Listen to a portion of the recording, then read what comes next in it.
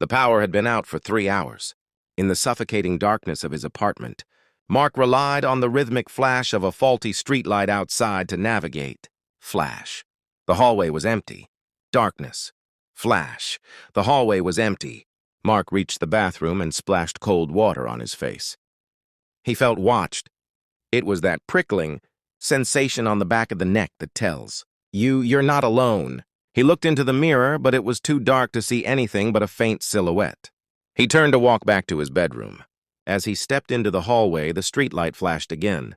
He saw himself. At the end of the narrow corridor, a figure stood. It wore his clothes, the same gray hoodie, the same messy hair.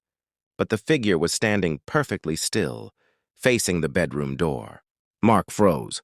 His heart hammered against his ribs like a trapped bird. "Who's there?" he managed to choke out. The figure didn't move. But then the streetlight flickered again. This time the figure was 5 feet closer. Mark scrambled back into the bathroom, slamming the door and locking it. He pushed his back against the wood, gasping for air. He waited for a knock. He waited for the handle to turn. Nothing happened. Then he heard a sound that made his blood turn to ice. It wasn't coming from the hallway. It was coming from inside the bathroom with him. It was the sound of a zipper.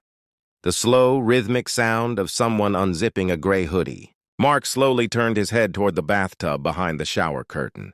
A pale, slender hand reached out from the curtain, but it wasn't a hand. The fingers were too long with too many knuckles, stretching out to touch his shoulder.